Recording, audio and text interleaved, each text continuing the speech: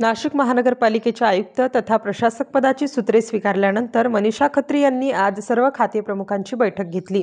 बैठकीत नाशिक शहराच्या विकासाच्या दृष्टीने सुरू असलेले विविध प्रकल्प सकारात्मकदृष्ट्या सुरू ठेवणार असल्याचे बैठकीत सांगितले। त्याचबरोबर सर्व विभागांची प्राथमिक माहिती घेऊन त्यांनी सर्व विभागांना त्यांच्या कामकाजाबाबत सादरीकरण करण्याचे आदेश दिले।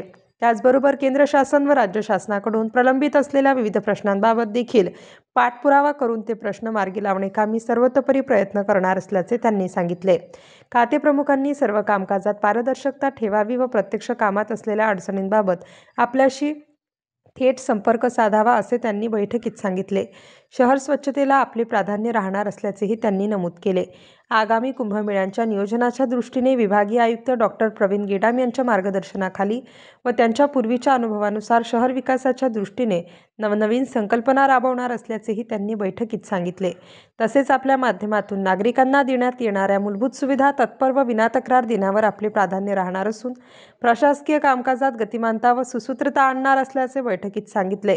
नागरिकांना मिळणाऱ्या मूलभूत सुविधा आणि त्यावर नागरिकांच्या प्रतिक्रिया व अभिप्राय याचा अभ्यास करून त्यानुसार कामकाज करण्यावर अधिकाऱ्यांनी भर द्यावा असेही त्यांनी खाते प्रमुखांच्या बैठकीत नमूद केले। बैठकीनंतर मनपा मुख्यालय, राजीव गांधी भवन येथील विविध विभागांना भेटी देऊन पाहणी केली। आता नाशिक महानगरपालिकेचा मी कार्यभार सांभाळलेला आहे आणि आपलं नवीन वर्ष पण जसा येत आहे त्याचप्रमाणे आपण नाशिक महानगरपालिकेसाठी जे काही नवीन काम आपल्याला करायचे आहे, जे फार गरजेचे आहे, अशा ते काही म्हणजे नवीन नाही बट जे एक खूप गरजेचे आहे पण एकदम सिंपल काम आहे। जसे की आपण सांगितलं तर water supply, clean drinking water, तो एक प्रोविजन आहे। दुसरी सिटिझन सेंट्रिक सर्व्हिसेस आहे, पब्लिक हेल्थ, वॅक्सिनेशन, थोडं एज्युकेशन, हे जे सगळे सेक्टर्स आहे त्याच्यावर माझा भर राहील की आपली जी बेसिक आपण एम्युनिटी सर्व्हिसेस देतो लोकांना त्याच्यामध्ये त्याचा दर्जा कसा वाढवायचे, ते क्वालिटी कशी इम्प्रूव्ह करायची आणि लोकांचा जे फीडबॅक आहे ते आपल्यापर्यंत माझेपर्यंत पोहोचला पाहिजे, त्यासाठी प्रॉपर फीडबॅक मेकॅनिझम करून आणि त्याच्यावर ॲक्शन पण झालं पाहिजे। तर ह्यासाठी आम्ही एक स्ट्रॅटेजी डिवाईज करणार आहेत। नंतर जे आपल्याकडे जसं मागे पण कमिशनर्सनी काही काम सुरू केले असेल तर जे काही पॉझिटिव्ह काम आहे आपण ते पुढे घेऊन जाणार आणि त्याच्या एक लॉजिकल कंक्लुजनवर आपण सगळे चांगले काम घेऊन जाणार आहेत। काही काम रखडलेले असेल, कुठे आपल्याला शासनाच्या जे कोऑर्डिनेशन आहे शासनासोबत तसं तो करायचे असेल, फंडिंगची काही कमी असेल तर ते आपण प्रायोरिटी ठरवून एक काम सुरू करणार।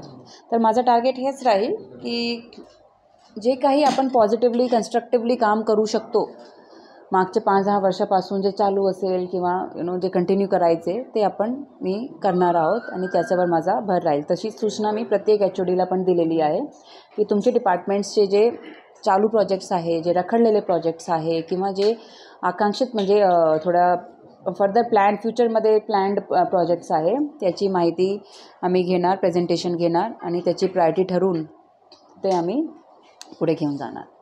त्याचप्रमाणे एक माझा सगळ्यात मोठा टार्गेट जे राहील तो असं राहील की आपल्या मनपामध्ये जे लेवल्स असतात, जे डेस्क असतात, प्रत्येक कामाचा जसा एक पर्टिक्युलर डिपार्टमेंट असला तर त्याचं जर ते 5-6 डेस्कपासून म्हणजे फिरून मग माझ्याकडे येत असेल तर तो लेवल्स आपल्याला कमी करायचे आहे सो दॅट आपण टाईमली सर्व्हिसेस जे आहे राईट टू सर्व्हिसेस ॲक्टप्रमाणे आपण देऊ शकणार। त्याच्यात प्रत्येक सर्व्हिसची लिमिट आहे की किती दिवसात एक सर्व्हिस आपल्याला डिलिव्हर केली पाहिजे शासनाने।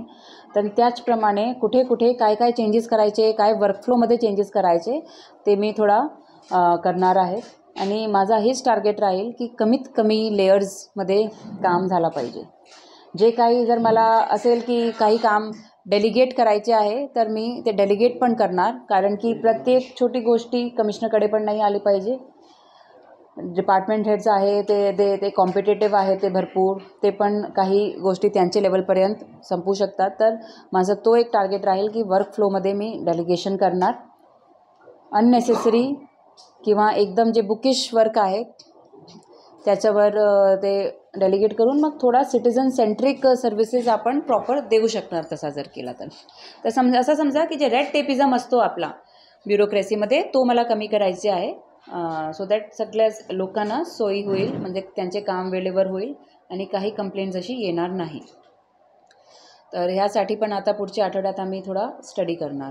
त्यानंतर जे आमचे इंटरनल प्रोसेसेस आहे, जसं ई-ऑफिस सुरू करणे, जे पूर्ण महाराष्ट्रामध्ये आता खूप जोराने चालू झालं आहेत.